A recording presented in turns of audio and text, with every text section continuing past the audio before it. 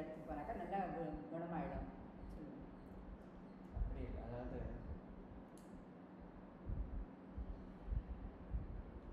என் வாழ்க்கை என் கையில் இருக்குன்னு நம்புறேன். I see the confidence.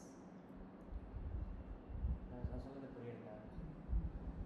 C, majority of the people எப்படி ஆயிடுச்சுன்னா, ஒரு டாக்டர் கிட்ட போனால், ஒரு எக்ஸாம்பிள் சொல்கிறேன், ஒருத்தங்க வந்து சிவியர் லிவர் இஷ்யூன்னு ஒரு அலோபதி டாக்டர் கிட்ட போனாங்க. சரியா? ஒரு மாத்திரை 5000 ரூபாய், வாரம் 2 மாத்திரை எடுத்துக்கணும், அடுத்த 2 வருஷத்துக்கு அப்படின்னு சொன்னாங்க. நான் உடனே அவங்ககிட்ட கேட்க சொன்னேன், இப்போ சரி எடுத்துக்கோங்க, ஆனால் இது குணமாகும்னு கேரண்டி கொடுப்பாளா? நம்பர் 1. நம்பர் 2, இதுலேருந்து வெவ்வேறு சைடு எஃபெக்ட்ஸ் எதுவும் வராதா? நம்பர் 3, நிஜமாவே எங்கள் அம்மா அவங்களோட அம்மா ஹெல்த்தி ஆகிடுவாளா? இல்லை இதே கண்டிஷன் மெயின்டைன் பண்ணி அடுத்த லெவலுக்கு ஏதாவது ஆக போகிறதா? நான் சொல்கிறது புரியுதா? ரைட்?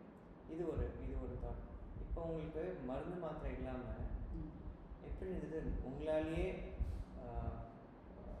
ஃபார் எக்ஸாம்பிள் அந்த இது இல்லாமல் நடந்து வந்தது, வாக்கர் இல்லாமல் நடந்து வந்தது, உங்களாலேயே உங்களுக்குள்ள அந்த பிராணசக்தி ஃப்ளோ ஆனோன்னு ஃபஸ்ட்டு இப்படி சுற்றிருந்தது இல்லையா, கஷ்டப்பட்டு, இப்போ இப்படி பண்ணுறது இல்லையா, அந்த தன்னம்பிக்கை ஜாஸ்தியாக இருக்கா?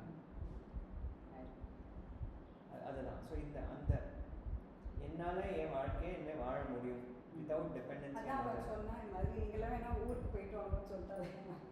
அப்படியா?